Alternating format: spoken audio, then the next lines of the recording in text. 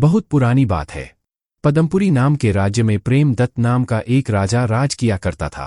प्रेमदत्त एक बहुत ही गुस्सैल प्रवृत्ति का राजा था, साथ ही उसमें बुद्धिमानी की भी कमी थी। उसी राज्य में अजय नाम का एक ब्राह्मण रहा करता था। अजय एक बहुत ही गरीब ब्राह्मण था। उसकी पत्नी अक्सर उसे कहा करती थी कि तुम्हें राजा के दरबार में जाना चाहिए, राजा अवश्य ही तुम्हें कुछ दान दक्षिणा में धन देंगे। एक दिन उसकी बात मानकर अजय राजा के दरबार में गया और वहां पर उसने पुराणों में लिखी हुई कथाएं सुनाई। राजा और दरबारी ने बड़े ही रुचि से सारी कथाएं सुनी। कथा सुनाते हुए अजय ने कहा, इस ब्रह्मांड में धरती और आकाश के अलावा स्वर्ग और नर्क लोक भी है, जहां सभी मनुष्यों के कर्मों के हिसाब से फल भोगना पड़ता है। अजय जब यह सब कह रहा था तो राजा बहुत ही ध्यान से उसकी बातें सुन रहा था। अजय की बात सुनकर राजा कहने लगा, पंडित जी, आपने जो अभी अभी कहा उस पर मुझे संदेह है। हम आकाश और पृथ्वी को देख सकते हैं। इस दुनिया में बहुत सी प्रजातियां पाई जाती हैं, परंतु इनमें से कौन स्वर्ग और कौन नरक जाएगा, वह हम कैसे देख सकेंगे? जरा अपनी इस बात को और ज्यादा विस्तार और प्रमाण देकर समझाइए। यह प्रश्न सुनकर अजय चौंक गया। उसे डर लगने लगा और वह सोचने लगा कि क्या होगा अगर मेरे उत्तर से राजा संतुष्ट नहीं हुए तो? कहीं महाराज उसे फौरन सजा ना दे दें। इस ख्याल से वह घबरा गया और कहने लगा, महाराज, आपके प्रश्न का उत्तर देने के लिए मुझे कई पुस्तकों का अध्ययन करना होगा। कृपया मुझे कुछ समय दे दीजिए, मैं अवश्य ही इसका उत्तर आपको दे दूंगा। ठीक है पंडित जी, पर मुझे जल्द से जल्द सही उत्तर चाहिए। मैं आपके उत्तर का इंतजार करूंगा। जल्द ही इसका समाधान निकालिए। जरूर महाराज, मैं जरूर आपको इसका जवाब जल्द से जल्द दूंगा। मैं अभी जाकर अपना काम शुरू कर देता हूं। यह कहकर अजय वहां से निकल गया। लेकिन उसे समझ नहीं आ रहा था कि वह राजा को स्वर्ग और नर्क जैसी जटिल बातें कैसे समझाएं। वह राजा के बारे में कई सालों से जानता था। उसे यह भी पता था कि राजा बहुत ही गुस्सैल और कम बुद्धि वाला व्यक्ति है। अगर मेरा दिया हुआ उत्तर राजा को मंजूर नहीं हुआ तो वह अवश्य ही मुझे कठोर दंड भी दे सकता है। पंडित अजय उस रात वहां से भागकर अपने गांव विजयनगर चला गया। अगले दिन सुबह राज दरबार में राजा ने अपने मंत्री से पूछा, मंत्री जी, मैंने पंडित अजय से एक प्रश्न पूछा था जिसका उत्तर उन्हें देना था। कहां पर है वह? बुलाओ उन्हें। क्षमा करें महाराज, पता नहीं क्या हुआ। अजय के बारे में किसी को कुछ पता नहीं है। कोई नहीं जानता कि वह कहां पर है। ओह, तो यह बात है। क्या लगता है कहीं वह मेरे प्रश्न की वजह से कहीं वो भाग तो नहीं गए? महाराज, आपने उनसे जो सवाल पूछा है वह इतना सरल नहीं था। अच्छा, परंतु मुझे उत्तर चाहिए ही चाहिए। मेरा संशय मेरे लिए एक समस्या बन गया है। तुम एक काम करो। जी कहिए महाराज। मेरे इस प्रश्न के बारे में तुम पूरे राज्य में प्रचार कर दो और कह दो कि जो भी मेरे प्रश्न का संतोषजनक उत्तर देगा उसे बहुत बड़ा इनाम दिया जाएगा। यह संदेश पूरी जनता में फैला दो। जो आज्ञा महाराज, मैं अभी तुरंत यह काम करवाता हूं। इस प्रकार राजा के मन में जो संदेह आया उसके मुनादी पूरे राज्य में करवा दी गई। पूरे राज्य में इसकी चर्चा होने लगी। राजा ने सभी से अपने प्रश्न के बारे में पूछना शुरू कर दिया, परंतु उसे संतोषजनक उत्तर नहीं मिला। इधर अजय के घर में उसकी पत्नी और उसका बेटा मोहन था। मोहन स्वभाव से बड़ा ही आलसी और शरारती था। वह कोई काम नहीं करता था बल्कि अपने दोस्तों के साथ आवारागर्दी करता रहता था। मोहन अक्सर अपनी माँ से पैसे मांगा करता। उसकी माँ कहती, तुम मुझसे हमेशा पैसे मांगते हो। तुम्हारे पिता जितना कमाते हैं उसमें हमारा घर चलता है, इसीलिए मैं तुम्हें कोई पैसे नहीं दे सकती। तुम सारा दिन आवारागर्दी करते हो, कुछ काम धंधा क्यों नहीं करते? तुम्हारे जैसा पुत्र होना मानो खोटा सिक्का। माँ, तुम ही बताओ मैं क्या करूं? अच्छा, फिलहाल तो तुम बनिए की दुकान से चावल ले आओ। मैं उन्हें पीसकर तुम्हारे लिए कुछ पकवान बना देती हूं। जल्दी जाओ वरना देर हो जाएगी। मोहन जल्दी से माँ से पैसे लेकर चावल ले आया। माँ ने चावलों को चक्की में डालकर पीसना शुरू कर दिया। मोहन ने जब अपनी माँ को चावलों को चक्की में पीसते हुए देखा तो कहने लगा, माँ, तुम्हें चावल पीसने में कितना समय लगेगा? मुझे अपने दोस्तों के साथ नदी पर भी जाना है। अरे रुको बेटा, धीरज रखना सीखो। मैं तुम्हारा ही काम कर रही हूं। तुम खुद तो कुछ काम करते नहीं हो और कुछ नहीं तो मेरी ही मदद कर दिया करो। अच्छा, यह बताओ, तुमने राजा के प्रश्न के बारे में सुना है? अचानक अपनी माँ से यह बात सुनकर मोहन कहने लगा, राजा का प्रश्न? कौन सा प्रश्न? क्या समस्या है राजा को? मैंने तो सोचा था कि सारी समस्याएं हम जैसे लोगों को ही होती है। भला राजा को क्या समस्या हो सकती है? तुम्हारे पिता राजा के प्रश्न के बारे में सबसे अच्छी तरह से जानते हैं, क्योंकि इस समस्या की जड़ भी तुम्हारे पिता ही हैं। वह आएंगे तो उन्हीं से पूछ लेना, वही तुम्हें बताएंगे। इसी बीच अजय वहां पर आ गया। मोहन ने उससे पूछा, पिताजी राजा के साथ क्या मामला है? मैंने सुना है कि आपने उनके लिए एक समस्या खड़ी कर दी है। क्या बताऊं बेटा? मैं महाराज को पौराणिक कथा सुनाते सुनाते स्वर्ग और नरक के बारे में बताने लगा तो राजा के मन में संदेह पैदा हो गया। उनके मन में एक सवाल आया। वही तो पूछ रहा हूं पिताजी कि क्या संदेह पैदा हुआ? तुम उसके बारे में जानकर क्या करोगे? वह बच्चों के बस की बात नहीं है, खासकर तुम्हारे जैसे की, जो सारा दिन बाहर ही घूमता रहता है।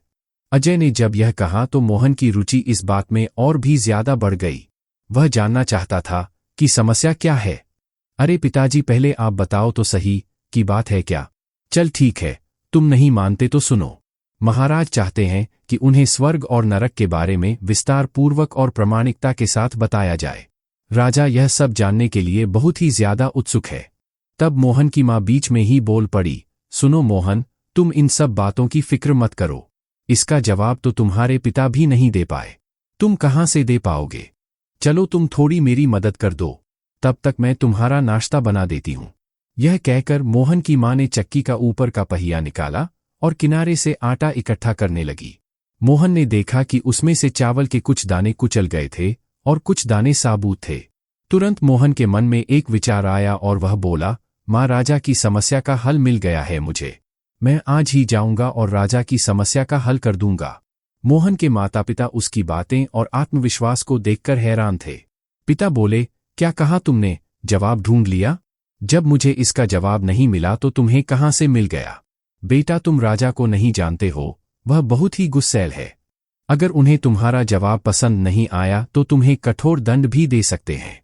तुम्हें उसके बारे में कुछ भी पता नहीं है। आप उस बारे में चिंता ना करें पिताजी, मुझे विश्वास है कि मैं सही उत्तर दे सकता हूं।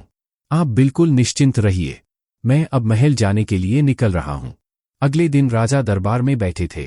राजा ने मंत्री से पूछा, क्या मेरे सवाल का किसी को जवाब मिला? मंत्री ने कहा, नहीं महाराज, अभी तक नहीं। तभी मोहन, जो कि वहीं पर था, उसने हाथ उठाकर कहा, महाराज, यदि आज्ञा हो तो मैं आपके प्रश्न का जवाब दे सकता हूं। राजा उसे देखकर आश्चर्यचकित रह गया और बोले, क्या सच में ही तुम्हारे पास कोई उत्तर है? हाँ महाराज, मैं आपकी शंका को पूरी तरह से समझ गया हूं। मैं आपको अपने उत्तर से पूरी तरह से संतुष्ट कर दूंगा। मैं न केवल शब्दों से बल्कि कुछ प्रयोग करके भी आपके प्रश्नों का उत्तर दूंगा। राजा ने कहा, तुम्हें देखकर तो मुझे कुछ और ही लगा था, परंतु जिस हौसले के साथ तुम मेरे सामने खड़े हो और बात कर रहे हो, उससे मैं बहुत ही प्रभावित हूं। बताओ मेरे प्रश्न का क्या उत्तर है? उसके लिए महाराज मुझे 2 वस्तुओं की आवश्यकता पड़ेगी।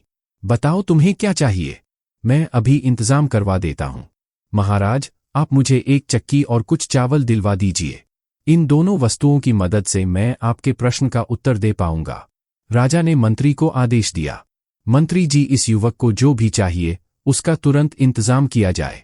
ठीक है महाराज, अभी इंतजाम हो जाता है। और कुछ ही पलों में मंत्री ने कुछ चावल और एक चक्की की व्यवस्था कर दी। फिर मोहन ने वक्त गंवाए बिना ही अपना काम शुरू कर दिया। उसने चक्की में कुछ चावल डाले और उसे घुमाना शुरू कर दिया। सभी लोग यह जानने के लिए बेचैन थे कि यह युवक चक्की की मदद से कैसे जवाब देगा। कुछ देर चक्की चलाने के बाद मोहन कहने लगा, इसे देखिए महाराज, आपने पूछा था कि धरती और आकाश में जो भी जीव रहते हैं वह अपने कर्मों से स्वर्ग नरक कैसे पहुंच जाते हैं। आपका यही प्रश्न था? हाँ बिल्कुल, यही प्रश्न था मेरा। महाराज, अब आप मेरी बात को ध्यान से सुनिए। इस चक्की को देखिए, यहां यह ऊपर का पत्थर आसमान है जो घूमता है। जो पत्थर स्थिर है वह भूमि है, जिस पर हम सब रहते हैं। बस यह बहुत ही आसान सी बात है। राजा उसकी बातों को बड़े ही ध्यान से सुन रहा था। साथ ही वह उत्सुक भी था कि मोहन आगे क्या कहना चाहता है। महाराज, अब आप एक पल के लिए यह मान लीजिए कि इसमें डाले गए सभी चावल वह प्राणी है जैसा कि आप सोचते हैं। यह हाथ जो चावलों को चक्की में डालता है वह भगवान का रूप है। यह 5 उंगलियां 5 प्राकृतिक तत्वों की तरह है और यह पत्थर जिसे बारी बारी से घूमना है यही धर्मराज है जो कर्मों के अनुसार प्राणियों को सजा देता है, क्योंकि कुछ प्राणी पाप करते हैं और कुछ पुण्य करते हैं। जो पाप करते हैं उन्हें इसकी सजा दी जाती है। इस चक्की में जो चावल पिस गए वे सब वही पापी हैं जिन्हें अपने पापों की सजा मिलती है। फिर कुछ देर तक चक्की चलाने के बाद मोहन ने ऊपर का पत्थर हटाकर राजा को दिखाया और कहने लगा, आप इन्हें देख सकते हैं महाराज, इनमें कई चावल ऐसे हैं जो पीसकर दर्द का अनुभव करते हैं। यह वही लोग हैं जिन्हें नरक मिलता है, परंतु कुछ लोग इन साबुत चावलों की तरह है जो अपने अच्छे कर्म की वजह से स्वर्ग प्राप्त करते हैं। उन्हें उनके अच्छे कर्म नरक की यात्रा से बचा लेते हैं। ऐसे लोगों को नरक का कोई डर नहीं होता, क्योंकि वह जानते हैं कि उनकी जगह स्वर्ग में है। मोहन ने अपनी बात विस्तार से पूरी की। वह जब अपनी बात समझ रहा था तो सारे लोग बड़ी ही सावधानी से उसकी बात सुन रहे थे। दरबार में एकदम सन्नाटा छा गया था। जिस तरह से मोहन ने समझाया उससे हर कोई हैरान था। उसने ऐसे सवाल का जवाब इतनी आसानी से दे दिया जिसे अच्छे अच्छे विद्वान हल नहीं कर सके। उसके जवाब से सभी लोग बहुत ही प्रभावित थे। तब राजा ने कहा, बहुत बढ़िया बेटा, तुमने एक ऐसे सवाल का जवाब इतनी आसान तरीके से दिया है जो मुझे लंबे समय से सता रहा था। हालांकि मुझे उम्मीद नहीं थी कि तुम्हारे पास कोई जवाब है, परंतु तुम्हारा उत्तर मुझे बहुत ही पसंद आया है। अब मेरी शंका का समाधान हो गया है। मेरे जवाब को स्वीकार करने के लिए धन्यवाद महाराज। मैं आपको अपना परिचय देना चाहता हूँ। दरअसल मैं उन्हीं पंडित अजय का बेटा हूँ जिन्होंने आपके मन में यह शंका डाल दी थी। मेरा नाम मोहन है। क्या तुम पंडित अजय के बेटे हो? हाँ महाराज, मैं यहाँ पर इस समस्या का समाधान करने के लिए आया था जो मेरे पिता के द्वारा खड़ी कर दी गई थी। राजा ने खुश होकर कहा, बहुत अच्छा, मुझे तुम्हारा जवाब पसंद आया। फिर राजा ने मंत्री को आदेश दिया, मंत्री जी, इस युवक को पुरस्कार के रूप में धन और कीमती वस्त्र दिए जाएं। पूरे सम्मान के साथ इसे विदा किया जाए। ठीक है महाराज, जैसी आपकी इच्छा। मैं अभी इंतजाम करवा देता हूँ। आपका बहुत बहुत धन्यवाद महाराज। और इस प्रकार मोहन धन और इनाम लेकर अपने घर के लिए विदा हो गया। मोहन ने अपने पिता की वजह से राजा के मन में जो संदेह पैदा हुआ था उसका समाधान कर दिया। उसने सटीक जवाब देकर महाराज की प्रशंसा और इनाम भी पाया।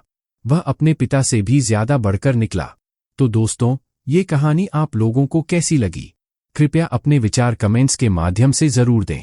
और यदि कहानी पसंद आई हो तो कृपया वीडियो को लाइक और शेयर जरूर कर दें।